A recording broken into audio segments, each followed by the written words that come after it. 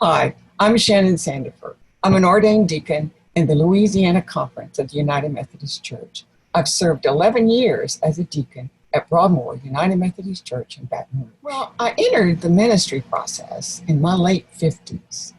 I remember going before our SPR committee to get their approval for my candidacy. And I remember saying to them that I lamented the fact that I had waited so long to go into ministry.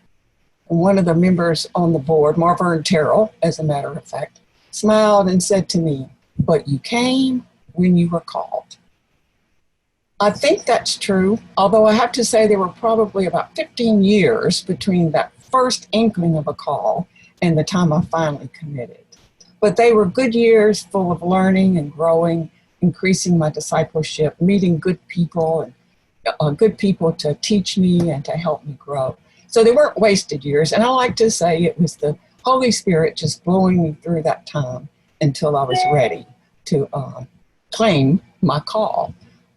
So it was just one of those life journeys, I think, that we all kind of, all of us our age who go into ministry, kind of go through.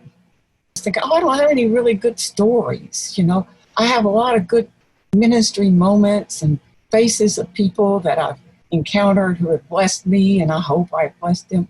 But then I got to thinking there was that time at Broadmoor when I almost fell off the chancel. At that time we had 2 steps, up there.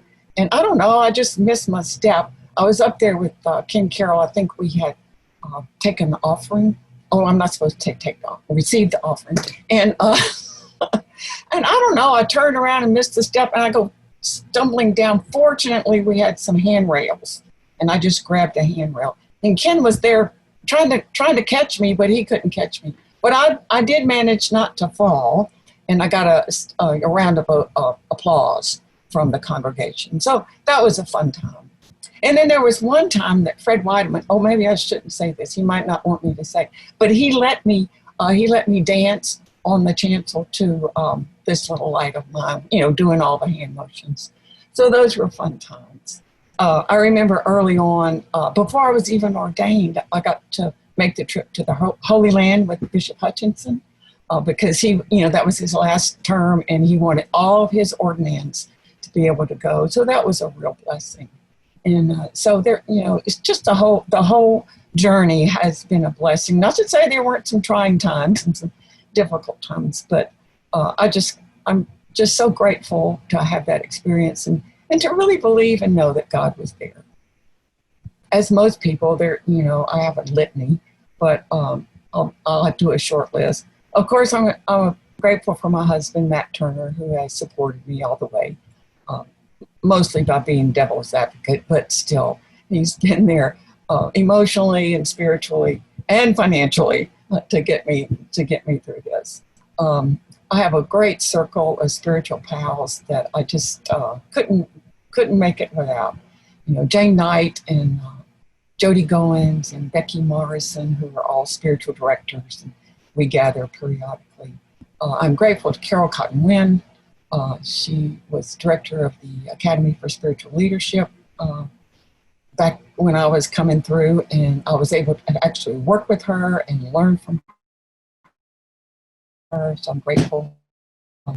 I'm grateful to John Ed Harper for getting me through that process. I don't think I could have done it without him. For Ken Carroll, Reverend Ken Carroll, who was there for me at Broadmoor, and all the ministers there, but Ken was my supervisor. And he actually took that very seriously, and I appreciate that. Let's see, Amy Mercer, Reverend Amy Mercer, who's gone over in El Paso, for